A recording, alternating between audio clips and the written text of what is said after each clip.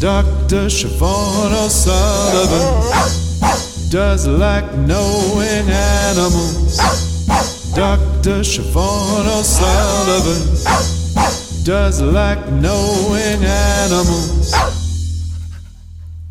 Hey you guys, welcome to Knowing Animals, the podcast. Knowing Animals is a podcast where we talk to animal studies scholars about a piece of their work.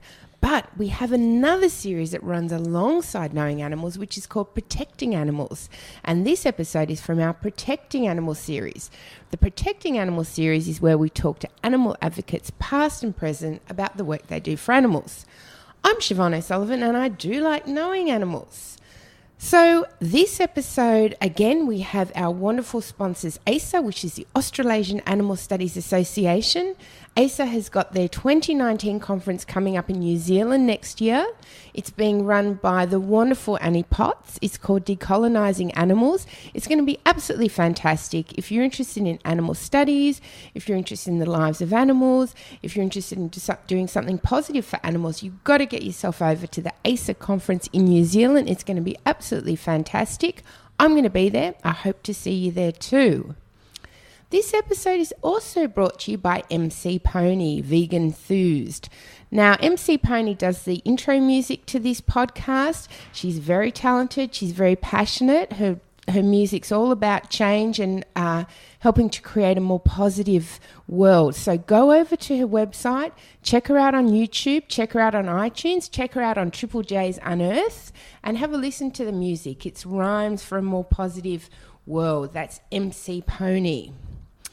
So this episode of Knowing Animals, which as we said is from our Protecting Animals series, is coming to you from beautiful sunny Brisbane town. And I'm very, very lucky to be joined by an old friend, an old comrade of mine, Senator Andrew Bartlett.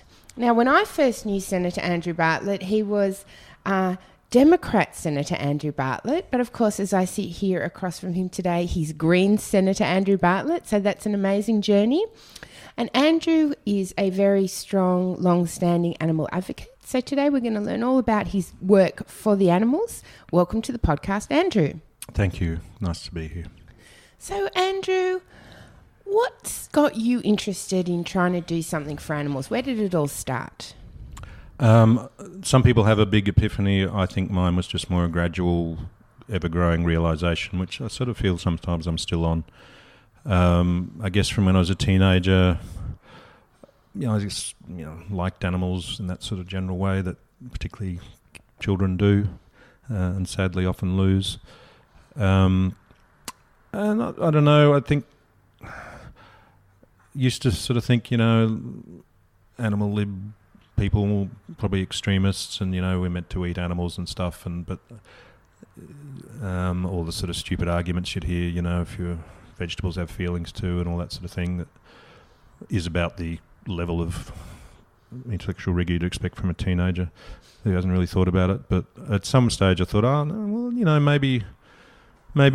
perhaps I could, don't need to have these animals die for me to eat. Perhaps maybe I should just try this vegetarian thing. I probably won't be able to manage it, but I'll just do that, just and I actually found it really easy, unlike when I tried to go vegan years later, which I find and continue to find difficult. But vegetarian I just like, and that's I still liked the taste of meat and all that or whatever, but I just no I can do that. Yeah. And once I'd started doing it, sort of almost retrospectively started thinking through, why was it I was doing this? And I just thought, I don't actually need to. They don't need to die just for me to eat. There's other way. I can stay perfectly, and I'm actually just doing it because I like the taste. And that's a pretty bad reason to kill something. Just because you look yummy, I'm going to kill you. And then looked more at the conditions of most farmed animals and factory farming, and obviously that is genuinely horrific, and still, of course, horrific, more horrific now than it was all those years ago.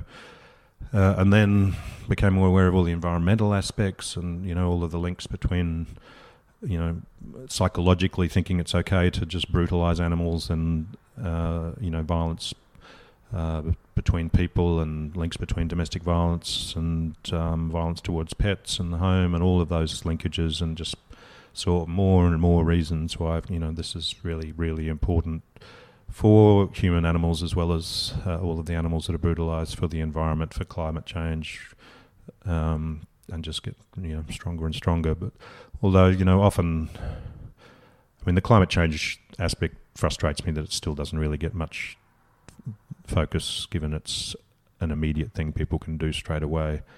That would have a much quicker impact than even scrapping coal overnight, and be much easier to do. And even a lot of environmentalists don't talk about it because they know it's not popular, doesn't make them popular. So, but just the suffering, it's just so unbelievable, and people don't know, and they sort of know but don't want to know. And why would you want to know? But you can't not know once you know, and once you know, you sort of should do something about it. So, Andrew, you decided to, I guess, engage in politics. Can you tell us something about your path to becoming a senator with the Dems, and whether animals were kind of played on your mind in terms of perhaps this is a platform for positive change? Yeah, definitely. I was already involved in a number of groups. I was actually in animal liberation. I was president of animal liberation in Queensland, and involved in Animals Australia, ANZFAS as they were called then, I think, Australian New Zealand Federation of Animal Societies.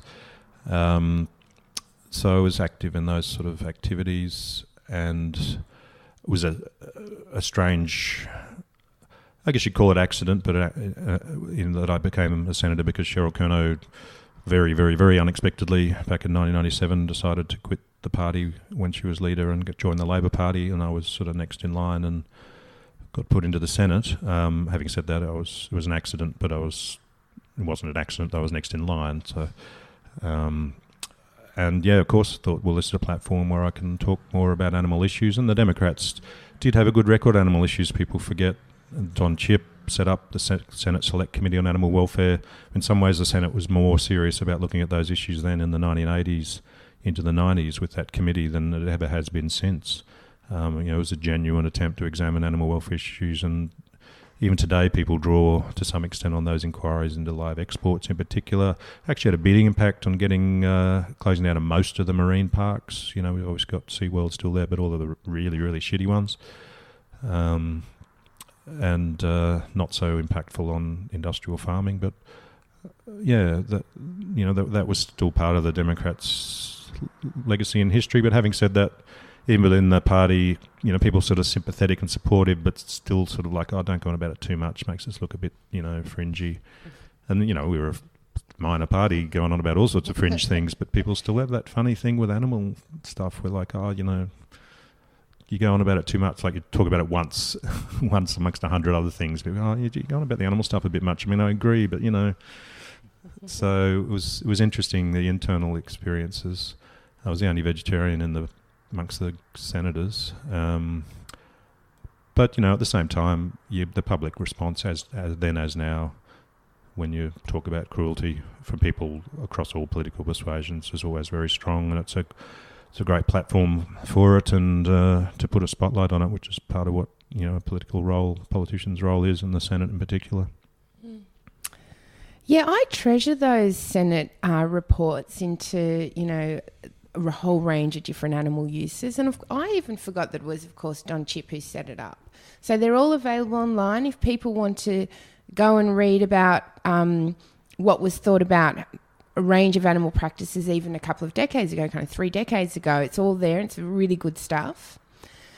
So, Andrew, it wasn't just about being in the Senate as a Dem and trying to get change through that mechanism. My sense is that you used your standing and your status and whatever else to continue to support animal groups and animal activists. So I can remember the first time you and I met, it was at an action at Parkville Eggs in the ACT, and we were trying to get them shut down. And we all went in the middle of the night to take a look, in inverted commas. And you then left because you're an important person, and the rest of us were arrested.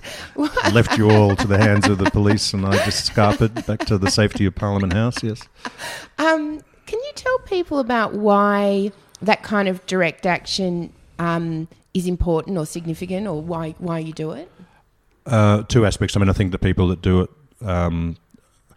a really, really important role. And look, I'm pretty shy and retiring type and a little bit of a coward, really, frankly, so I find it a bit confronting doing that stuff, but I still do it excuse me, sometimes.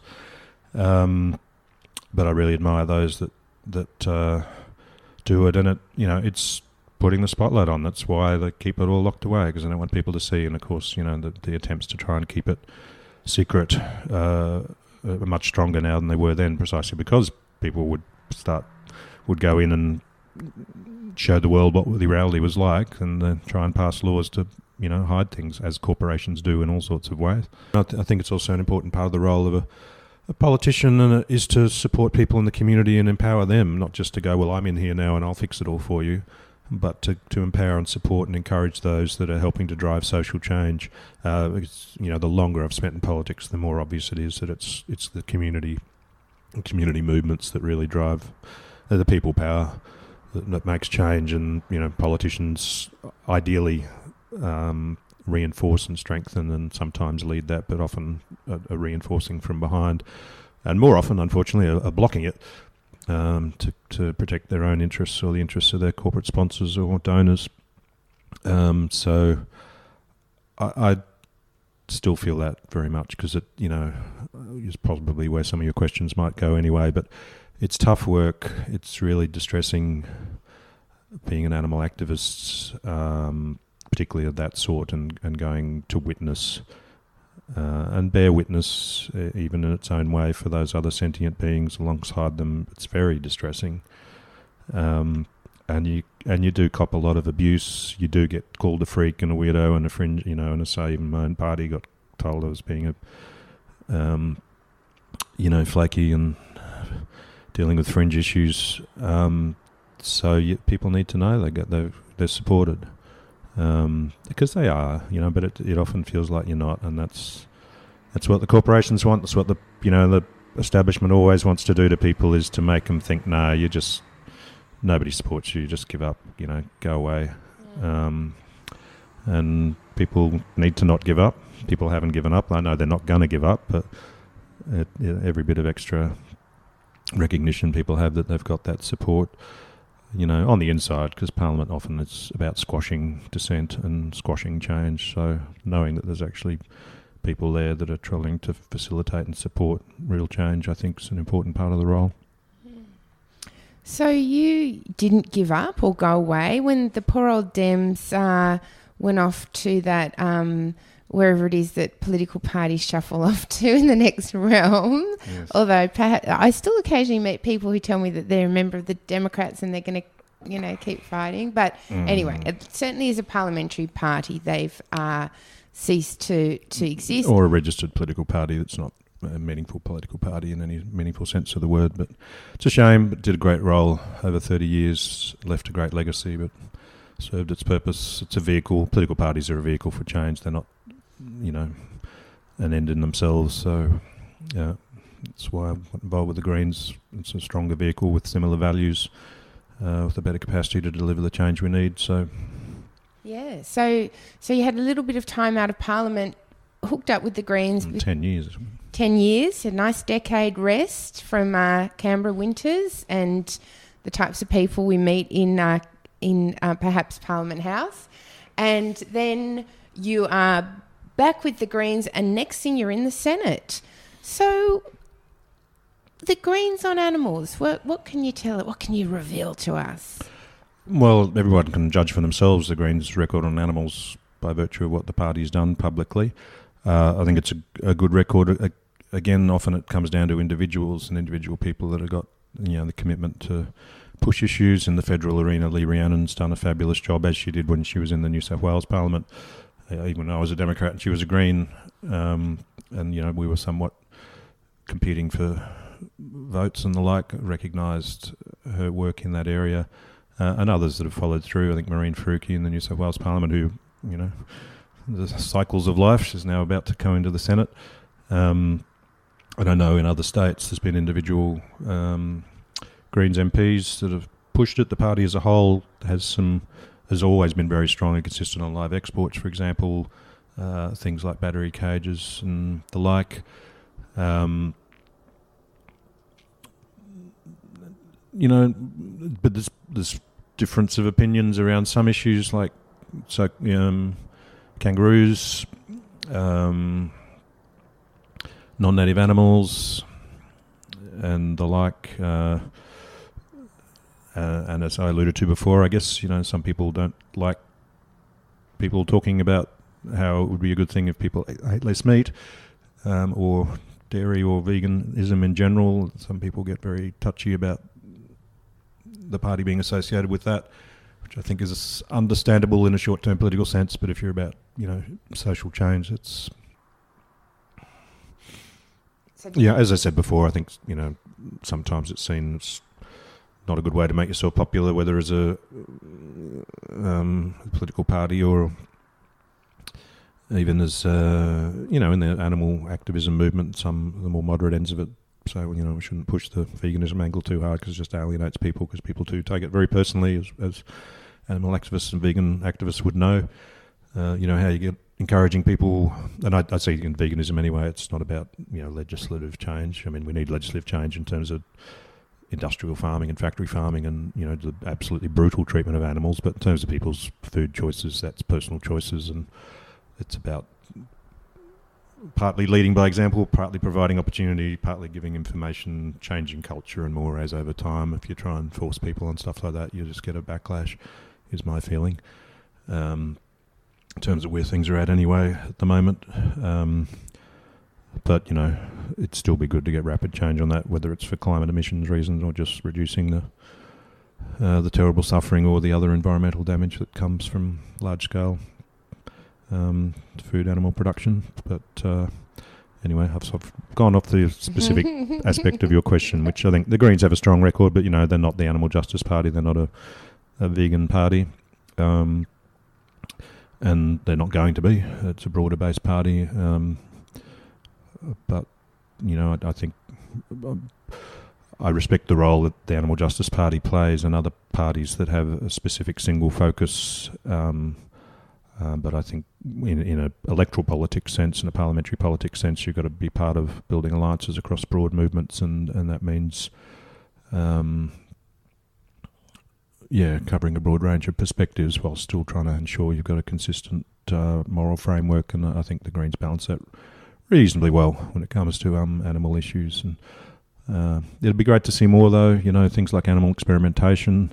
Lee Rhiannon's done some stuff on that. I hope we can keep pushing on that. There's always a million issues, and I guess that's always a challenge, particularly when you're a smaller party. That's why you want more MPs in there. The more MPs you got, the more people have got hours in the day to put some spotlight on some extra issues. So, Andrew, I have immense respect for anyone who is, sincerely, ethically motivated and goes into politics to try and generate change. And one of the reasons I have that sincere respect is because change is so slow, and it does involve so much compromise and so much give and take and all the rest of it. Is it all worth it? What do you think? Is it getting in there and having a go with a big party with a whole range of different issues worth it in the end? It's an individual judgment for everybody. And, politics isn't just about joining political parties or voting in Parliament. In fact, Parliament, as I've sort of alluded to, often is a barrier to change. It's a barrier. It's a mechanism for repressing and containing community rather than empowering. Unfortunately, so there's lots of other ways. And having spent 10 years out of the Senate, in a range of different types of activities, some of it supporting advocates, and done a lot of stuff still on the refugee rights movement and migration issue more broadly. A bit of support here and there for animal issues, particularly the live export campaigns off and on. Did separate stuff, like got a high school teaching diploma and did a bit of that. As is on public record, had some reasonably major mental health stuff that, impacts on how you divide your time in your life. But, within all that, I guess, you talk to people here and there because of my past record in different roles, formally and informally, and I'd always say there's a million different ways to make change, and you'd sort of see what works for you. And it's sort of how I ended up in parliamentary politics. As I said before, I was involved with, like Animal Lib, groups like housing groups, Tenants Union, some environment groups. You join them, just see if I can be useful, feel like I was making a difference. Involved and still involved. Now the big area I've stayed involved with over all that time is community radio. Big plug for 4ZZZ here in Brisbane, a fantastic community radio station. With political focus as well as just local music, local bands, supporting people locally, and same thing, just encouraging people, letting them know they got talent. A lot of people, some people have just got that type of personality where they're just go-getters and they can do things, but others, they're almost encouraged to think, no, you're not worth it. Just, you're a wage slave. You just got to go out there and grind away and for the rest of your life and whatever. And, everybody's got some amazing things inside them if you find ways to unlock it. I'm no expert at that, but every now and then I feel like I've helped encourage people to realise that they're, they got some special things inside them. So, there's a million ways, and I guess I don't particularly see myself as a especially ethical person, but you try to be motivated by making a difference in terms of things that you think are important for the planet. For your, I've got a daughter. I think about that stuff as you do when you've got a child, or most people do. What sort of world you're leaving them. I don't always feel very good about what sort of world I'm leaving her, I must say, but. So, yeah, it's. I'm not sure if worth it's the right term. I mean, you're never going to fix every. There's not going to, the day is going to dawn when we all wake up and go, the world is now perfect. We've reached utopia. It's never going to happen. There's always going to be injustice. There's always going to be suffering. There's always going to be ways things can be made better, ways to bring happiness into people's lives. It's just finding ways to do that give you meaning. And hopefully add meaning for other people's lives. And strange way of putting it, but Parliament, when it works well, which is not very often, or politics, when it works well, which is even less often, can do that. When you see it work to help people, it's huge. Yeah. So, Andrew, you are interested in a range of issues. Animals, of course, is one. Refugee issues is another. And the list goes on. When you compare progress on animal issues to these other very complicated, big, significant areas that you're interested in, do you have reason to feel that we've come somewhere, something's been achieved, or is it all terrible, or is it relatively good, or what's your take? I'm not known as a natural optimist. I'm sort of a glass half empty, and the glass probably also has a crack in it and it's draining away as we speak. So I'm naturally pessimistic, but I'm also I try to be evidence-based in my pessimism. I think it's realistic to be pessimistic, but not. It's also realistic to not give up. Not only because the alternative to giving up is despair, and that's not a good place to be, but also because the situation is never hopeless. The barriers may be huge, but you can still make progress, and sometimes even small progress is big progress for those that it benefits, whether it's people or other animals. And I guess as coming back into the Senate after 10 years away, it's not like politics and Parliament's ever been this wonderful golden space of informed, rational debate. It's always been less than ideal, but it's just terrible. It's so much worse. It's stupider. It's nastier. It's more dysfunctional. It's the policy framework is driven actively by malice, actively inflicted pain. Almost gleeful inflicting of punishing the poor. Obviously the refugee issue. The contempt. Barnaby Joyce is the classic case. Just open contempt for people that just try to talk about the suffering of animals, and open contempt for their own laws that they're supposed to be responsible for, as we've seen with Barnaby Joyce and others over years, but Barnaby's probably a particularly egregious example. You put in, one of the most depressing parts of that political thing when you do actually get some laws put in place and some regulations, and you think, oh well, there's a bit of a victory, and then they just ignore them anyway.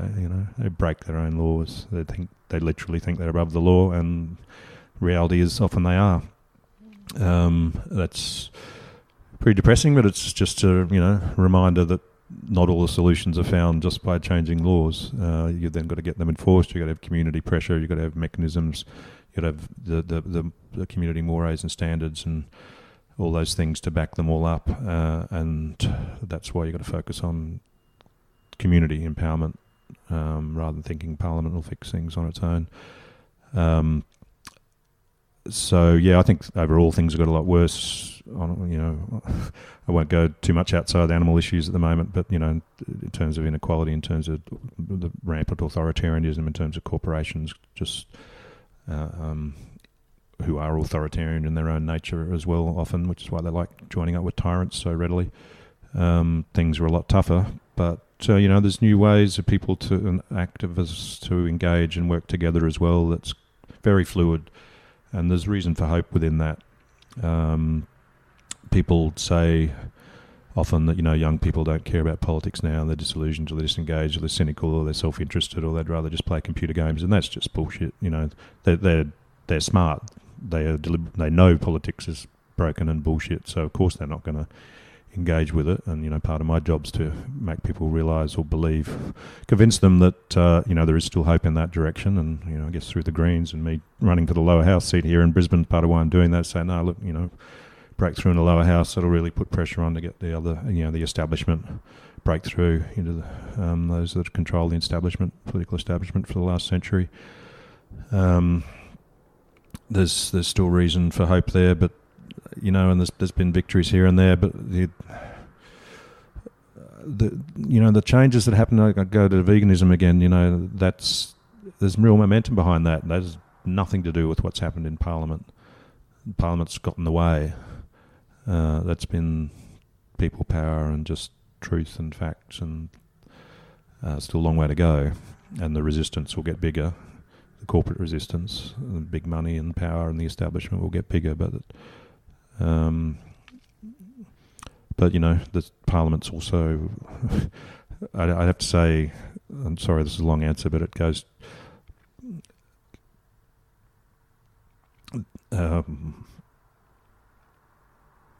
it's actually the live export issue more than anything, where you just, when you're doing sort of politics 101, you say, how do you bring about change? You pull all the evidence together, you build community support, you put it before the Parliament, you demonstrate how it's failing, and then you demonstrate how many people support it, you show you got majority support, and then the politicians change, and then live export for decades, it just didn't happen, and just like this.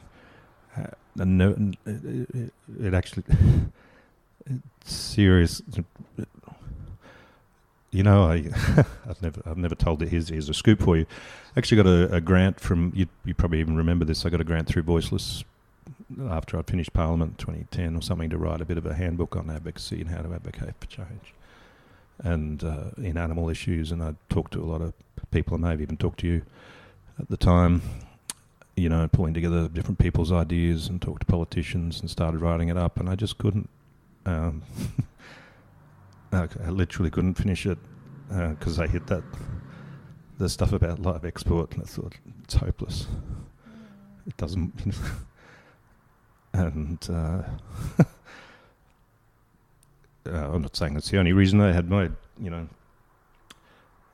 it's still such a trigger issue for me, because it just because as you know, when you see some of that footage, it's just, and and these people see that, the decision makers see it, the corporations see it, they know it, and they know that that they know it, and not only they still don't care, they just lie and lie and lie and lie and get away with it.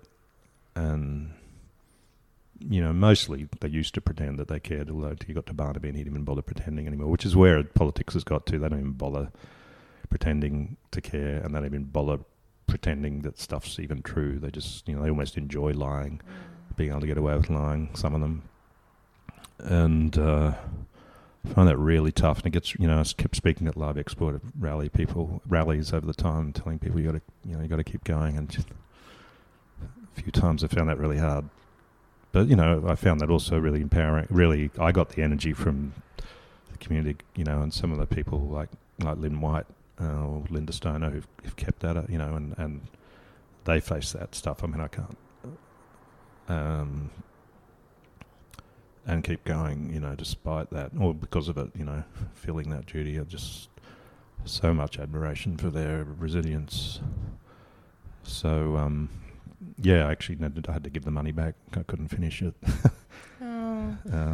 because I found it too traumatic to even. Yeah, it's funny. Yeah. In a non-amusing way. Well, Andrew, it's so wonderful that you have stayed with it and have stayed strong in the face of, as you say, having to be exposed to all that terrible suffering, but also the suffering of being in Parliament with people who are very belligerent and not interested in anything positive change and all the rest of it. So I've got everything crossed that you do win the lower house seat. I'd love to see that happen, although I think you might find that chamber just as problematic. Oh, look, it's probably worse, and you know you don't want to get into Parliament just, you know, for the pleasure of sitting actually in those chambers surrounded by those pack of clowns. It's way worse. The Senate is way worse, and the House of Reps has always been worse again. And you know, I have to say, unfortunately, the slightly more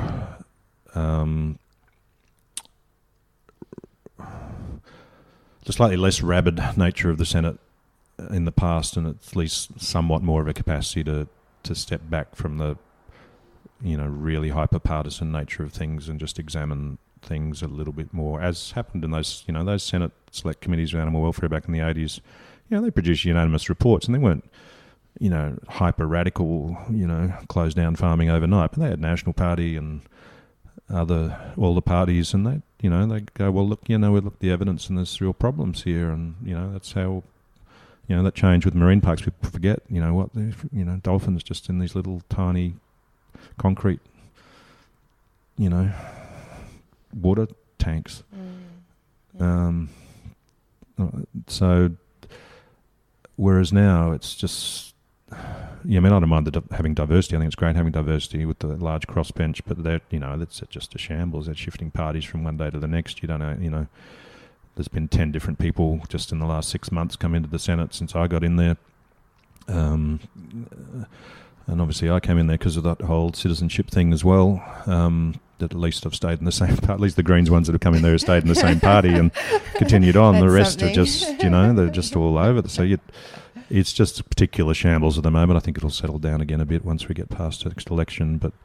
But you know, you don't do it to sit amongst the MPs. That, you know, most of in a strange negative way, a bit of an affirming aspect when you're in Parliament is you get, you know, because it's always that thought, oh, you know, or politicians, especially ministers, you know, they're must be particularly talented people and, you know, particularly know their thing. And the closer you get to them, it's like, you know, not only do you think actually they're just ordinary people, they like actually no, there's so many more people I know who would be way better than these people. These people are clowns. The only thing they're good at is finding ways to get elected to Parliament. And in some cases staying there. But, you know, it's what you can do with the role. With the community and supporting the community and getting shifts in, and as legislators, but certainly not the company you have to keep. But, you know, look, that's not the traumatic part of it, really. I mean, I know they're clowns. The traumatic part's seeing up close what's done to people and animals in the community, and deliberately and knowingly, and the longer I'm there, the more you realise they know what they're doing. They know they're attacking the poor. They know they're going to put people on the street. They know they're going to make people homeless. And they don't care, and sometimes they even enjoy it, I think. So that's not good, but, you know, when you're in Parliament, the resources you've got, I don't just mean that you're overpaid, but, you know, the staff, the support of Parliamentary Library, the access, all those sorts of things that you get access to in terms of support compared to the activists at the community, often doing it for no pay or at personal cost for a long period of time. But, you know, people shouldn't feel sorry for the burden that politicians have to bear at all. You're well remunerated for having to sit among the politicians. Andrew, I ask everyone who comes on the podcast to answer 5 quick questions. Are you ready for your 5 quick questions? I am. Okay. Now, you might have partially answered this, but you might have something else to add. Can you recall when you first started to think that there was something wrong or problematic about our relationship with animals? Yeah, in that very general sense, I guess when I was a teenager, it was more just sort of, I guess, almost a subconscious inkling of, probably don't need to kill these creatures. I like, that thing of like, well, I like this cat. I really like my cat. And those dogs are cute and this and then, well, yeah, wonder why it is it's okay to kill a pig, but not a dog. That seems a bit weird, and those sorts of things. Can you recall the first thing you did to try and bring about change for animals? I was probably trying to be a vegetarian. I think I was about 20 or something. There's a strange thing where I was at that stage. I was youngest in my family, so I was the last one at home with just my parents, and my mother went overseas on her own to visit my sister. So it was just me and my dad. And his idea of cooking was to boil an egg, and which was probably still my idea of cooking is to microwave frozen meals. I'm not into cooking either, so it was that period. And I said, oh well, if I'm ever going to have a shot at being vegetarian, it's probably now, when not going to have my mother trying to stick chops in front of me every night. So she came back and I was vegetarian. I have been ever since. So there you go. That'll show her. Don't go on trips. That'll teach her to abandon me. If you had to name one animal advocate who's had a big impact on you, who would it be? I guess I just need to name a couple. I mean, I'm not one on singling out people because I think, everybody plays different roles in different ways. But those two I just mentioned for different reasons. Lynn White seeing, just relentless and putting herself in personal danger. Not just the trauma, but genuine personal danger. And I guess Linda Stoner as well. I mean, there's many, but they're just two I know. And Linda, had opportunities to do all sorts of other things in life, make life much more comfortable. And I don't know her super well, but I know her well enough to know it's distressing. And she keeps pushing out, and she's devoted her life to stuff that's distressing and, underpaid and all of that stuff, when she had, many other choices that would have had a much more comfortable, much more well remunerated and all of those things. So, I have huge admiration for people like those two, but, there's many others, of course. What's the most important thing animal advocates can do for animals? Never give up. Well,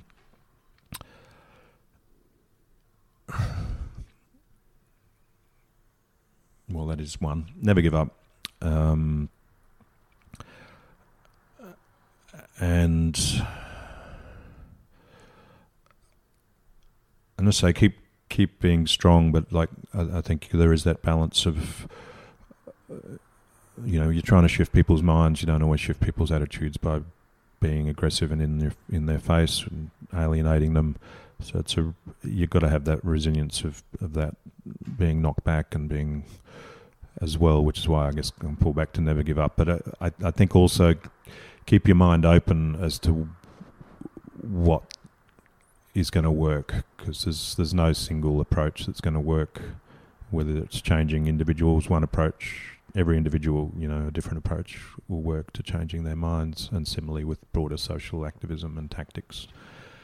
Don't think there's any one single answer, and don't think all the answers, because even if you somehow do get things right a few times, things change. So opportunities close and open, and you can't tell what's coming next, which is why you should never give up, because sometimes the campaigns you think are obviously winnable, like live exports, you can be at it for decades and not, although hopefully we're close to a partial win soon. Others that you think you're never going to succeed, the rate of change in veganism, long way to go, but the rate of change there, you can get some real momentum on for reasons that aren't even easy to put a finger on sometimes. It's multiple reasons, so keep at it and keep connecting in too. Don't let yourself be isolated in a little pocket, because so many people doing so many things, you're not alone. We all can always keep learning from each other.